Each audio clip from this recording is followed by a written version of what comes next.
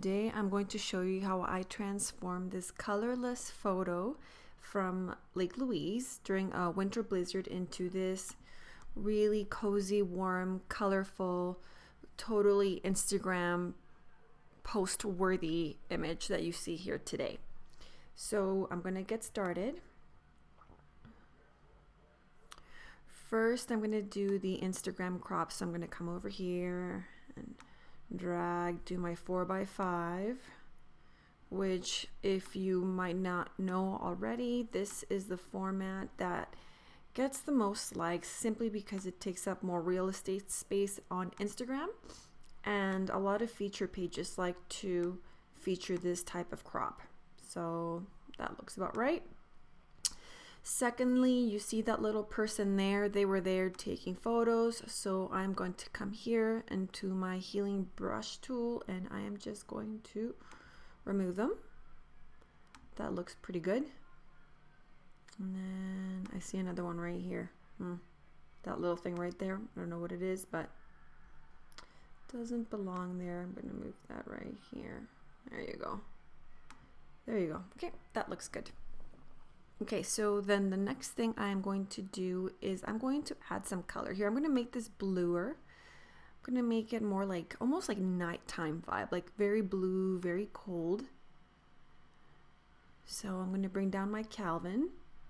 I'm going to bring down my highlights just a little bit, my shadows up just a little bit, my whites. I mean, there's nothing really crazy going on here with the picture. Bring down my blacks just a little bit. Now, a lot of photographers like to have those beautiful soft images. I like my clarity. It creates these micro contrasts that I like, and my vibrancy, just because there's hardly any color in this photo. I'm going to bring it up to 43. Oh my god, I'm such a savage. Whatever. Now, I'm going to make this photo a lot bluer because I want that whole nighttime cold feel. So, I'm going to crank up the saturation right here, go to my luminance and maybe bring it down just to make it darker.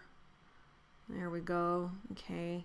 Now I'm going to go to my highlights and my shadows and I'm going to make them just a little bit blue. See, if you come here, now that looks pretty crazy, but it changes the colors of the shadows. So I'm just going to do like right there, make it pretty blue, just a touch. I don't want to go too crazy. Okay, then sharpening. Let's make the photo sharpen up to about 80, and then let's mask that. I held the option right here so that I can see what's getting masked. So if you have a Mac, hold down the option key and then slide, and then it'll only sharpen the things that are in white. So that looks good. Remove chromatic aberrations. I shot this with my wide angle lens. So see, it detects the lens that I use and it corrects whatever distortion is caused by that lens. I'm going to do a little bit of vignetting so that I can make the cabin the center of attention, which we will get to in a little bit. So that looks pretty good for my overall editing.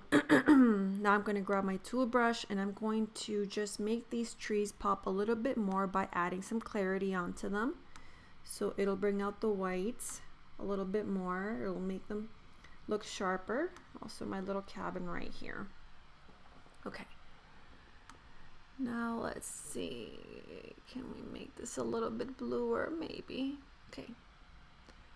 Maybe a little bit of contrast here. Okay, so, all right, let's look at the saturation. Let's make it even bluer. Let's bring up the blue over here up to 30. Okay, so now I want this cabin to be the focal point, and I really wanted something warm and beautiful, so I am just going to add my radial filter, and I'm going to add some light here. They do have lights there that light up at night, makes the cabin nice and yellow, but they were not turned on because obviously it was daytime as per the original photo, and I am trying to make this into nighttime. So for light, we're going to do yellow because we want to add some warmth. So we're going to add the temperature yellow right here.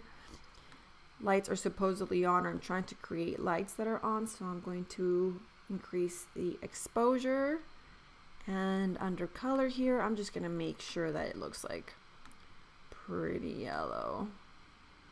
So right there, I'm going to click in the middle, duplicate, and bring the second one over here. But I am going to change its shape, obviously, because it's longer on this side. And another thing, guys, make sure that the feathering is at 50, because it creates a gradual degradation of the color in the light, okay? So let's see, let's just change the shape again a little bit more. Maybe make it radiate a little bit more. Okay, that looks pretty good. Now I am going to add some snow, and I can't do that here in Lightroom, so I'm going to go to Photo, Edit in Adobe Photoshop. Sure, whatever, open anyways. Alright, so now that this is open in Photoshop, I'm going to add some snow on this. So I'm going to come here, go to Place Embedded, and I already have my snow overlay right here. So you can find tons of snow overlays on Google. Just go Google snow overlays, and then you'll find lots. I like this one because it has small snow and large snow, because obviously the snow that's closer to your camera lens is going to be bigger, and then the tiny little speckles are like further away. So I particularly like this overlay. So you can't just have snow at the top and not at the bottom. So I'm just going to go Command J and duplicate this layer. Then I'm going to go to Edit, Transform, and Flip Vertical. So now I'm going to drag it down over here so that it's a perfect reflection right there. I'm going to bring it up just a little bit. There we go. That's good enough. So then I'm going to select these two layers, and I'm going to merge layers. There we go. So now it's one. I'm going to create a mask because I will be deleting some of the snow off the photo. So I click on the actual image of the merged layers right here, not here, not on the mask, but on the actual image. Go to the blending mode and go to screen. Bam. Okay. So now as you see, you have like, because it's a reflection, like the two images that I inverted, you can't have two snows like that, like two dots over here. So I'm going to go back on the mask over here. And I think it's just too much snow anyways. It's just too much. It looks really fake. So I'm going to click, go back and click on the actual mask right here. And I'm going to go to my tool brush. And I'm going to just remove some of the snow. So I'm going to go to my brush tool. And I'm going to delete some of the snow right here. Delete that one. Delete that one. Delete. I want my cabin to be snow free because that's my focal point. I'm going to delete this one. So guys, over here, black reveals. So the black is going to reveal the original image at the bottom. Okay. And white, if you want to bring back some snow, come back here, click over here, and it's going to switch. And then you can brush the snow back in. See? White conceals, so it's going to put whatever layer is on top is going to show. So let's go back to black because black is going to reveal what is underneath. So it's the original photo, and I'm going to keep on brushing some snow off because see right here, too much. Okay, I'm not a fan of like the super white ones because I think it takes away, it competes too much with the cabin. I'll leave a couple ones, but you know, like this is totally subjective. Right here, remove some of that. Right there, maybe bring back one over here because it looks weird that there's like nothing there. Go back to black. Black reveals. I'm going to delete this one up here, maybe that one. These ones. That one. Don't mess with my tree. There we go. Maybe this one's too much. Too much. And this over here, too much. Too much. Okay. And basically that's it, you guys. So that's just an idea. Let's go back. Okay, that was the original image.